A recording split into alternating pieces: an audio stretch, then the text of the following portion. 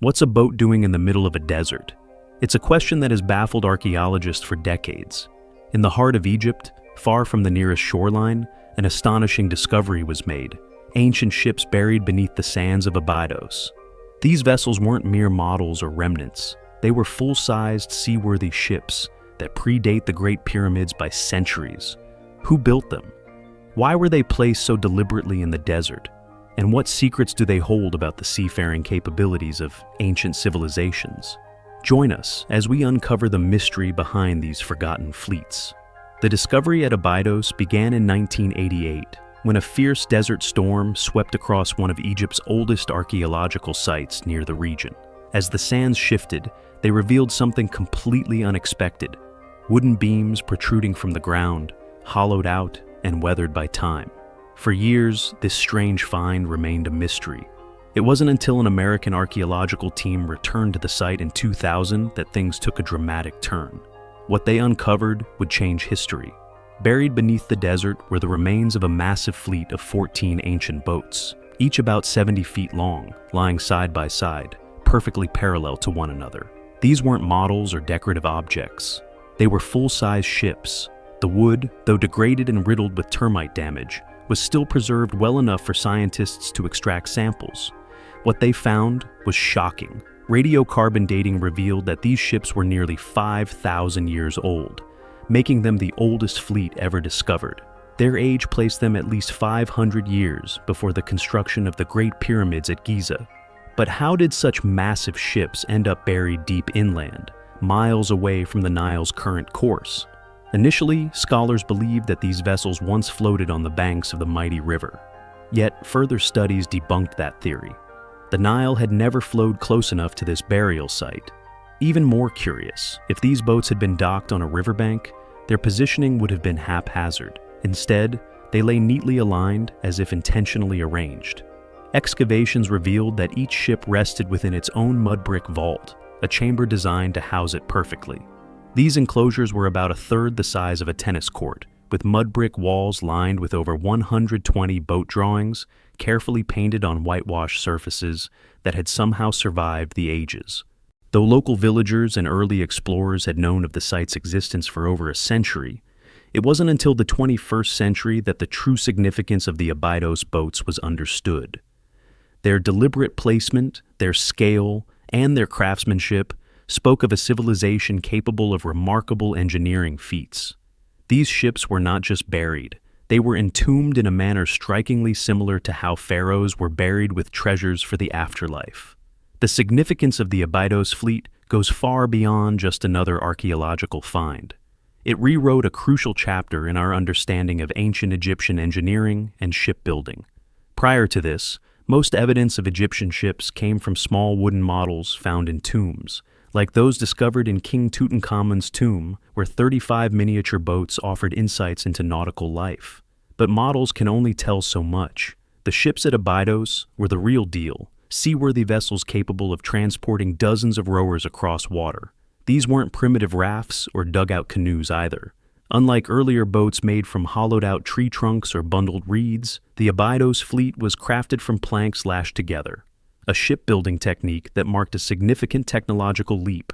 This method, known as shell-first construction, was rare at the time and suggests a far more advanced understanding of maritime craftsmanship than previously believed.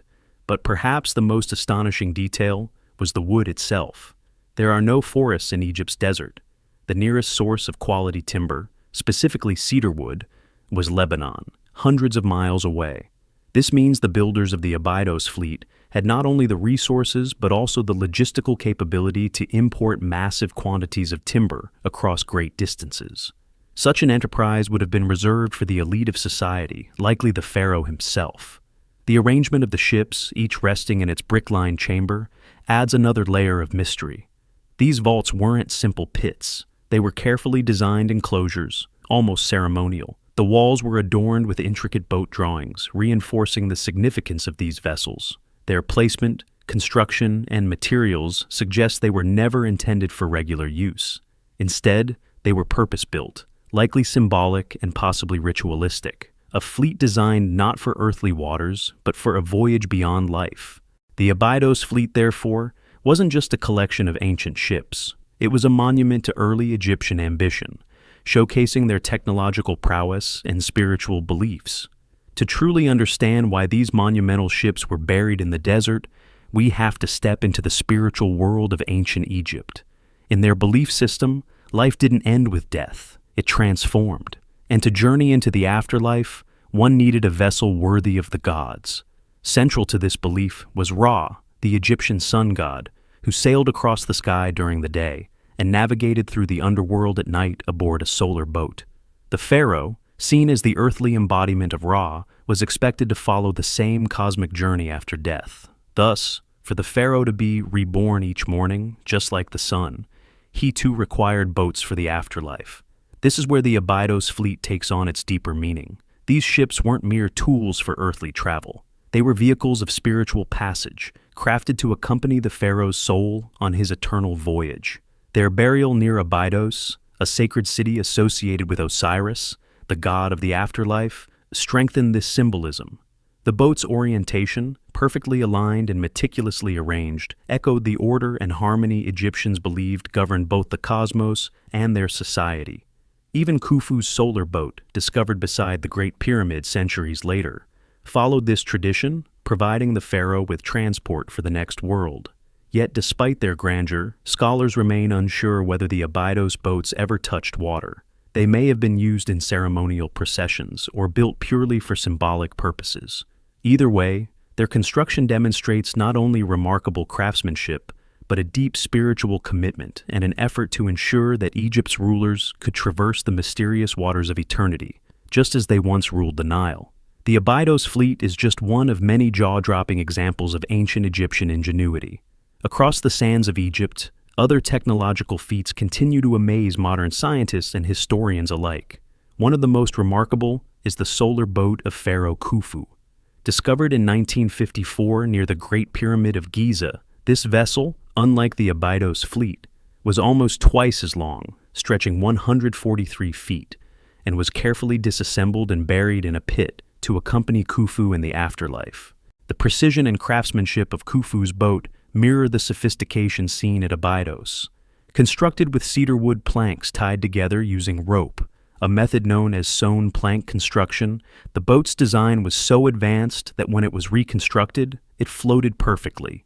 It demonstrated that ancient Egyptians possessed not only religious motivations for their ships, but also real seaworthy engineering skills. But Egypt's engineering genius wasn't limited to shipbuilding. Venture south to Saqqara, and you'll encounter the Serapeum, a labyrinth of underground tunnels housing 24 massive granite sarcophagi, each weighing between 70 to 100 tons. These weren't ordinary coffins. Carved from a single block of granite, their surfaces were polished to a mirror, finished with precision so exact that even modern tools struggle to replicate it. How these giant boxes were transported through narrow tunnels and lowered into perfectly fitted niches remains a puzzle. The tunnels themselves were only slightly wider than the sarcophagi, leaving no room for hundreds of workers to maneuver. Some speculate the use of sand-filled chambers to lower the boxes, a technique requiring incredible skill and coordination. Adding to the mystery is the speculation that these sarcophagi weren't just for burying sacred bulls as traditionally believed. Some theories suggest they might have been sealed energy chambers, utilizing the piezoelectric properties of granite under pressure. The notion is controversial, but reflects the open questions surrounding ancient Egypt's technological prowess. Together, these marvels, whether ships buried in the desert, boats hidden near pyramids, or sarcophagi carved with uncanny precision, point to a civilization that blended spiritual belief with technological mastery, creating artifacts that continue to challenge modern understanding. While the Abydos fleet offers an incredible glimpse into Egypt's early mastery of shipbuilding, it's far from the only example of advanced ancient maritime technology. Across the world, other civilizations built remarkable vessels, raising the question, did these cultures develop seafaring independently, or was there a transfer of knowledge across distant lands? Take, for example, the Viking longships of Scandinavia, sleek, fast, and designed to navigate both open seas and shallow rivers. These vessels appeared thousands of years after the Abydos fleet, yet their construction shows an advanced understanding of hydrodynamics and ship stability. The Vikings used overlapping planks, known as clinker-built construction, allowing flexibility and strength in rough waters. Further back in time, the Phoenicians, renowned traders of the ancient Mediterranean, mastered shipbuilding techniques that enabled them to sail beyond the Straits of Gibraltar, possibly even reaching as far as the British Isles and West Africa. Their sturdy merchant ships were equipped with a central keel, improving stability during long voyages. In the Pacific, the Polynesians developed double-hulled canoes capable of traversing thousands of miles between islands using only the stars, ocean currents, and bird flight patterns. They populated vast stretches of the Pacific Ocean long before European explorers dared to cross such distances. The Chinese treasure ships of the Ming Dynasty, built centuries later, dwarfed most vessels of their time. Some reached lengths of over 400 feet, carrying hundreds of sailors, soldiers, and diplomats on voyages across the Indian Ocean. These global examples raise intriguing possibilities. Was the Abydos fleet a unique innovation of early Egypt, or did it reflect a shared legacy of maritime knowledge that spanned continents? They invite us to question what we think we know, to peer into the ingenuity and complexity of early civilizations, and to consider the possibility that the ancients understood far more about the world, its elements, its challenges, and perhaps even its unseen dimensions, than we've yet realized. The fact that the Abydos fleet was buried so deliberately and with such precision suggests that these ships were never just tools. They were symbols, part of a cosmic narrative where the pharaoh wasn't simply a ruler, but a divine being undertaking a celestial voyage. Whether they ever touched water in the physical world is beside the point. Their true destination was the afterlife. Their true mission, a spiritual one, guiding the soul through the journey of rebirth. And that's what makes them so extraordinary. In our time, ships are often seen as practical machines, yet in Abydos, they were spiritual vessels, carefully engineered to navigate a metaphysical realm.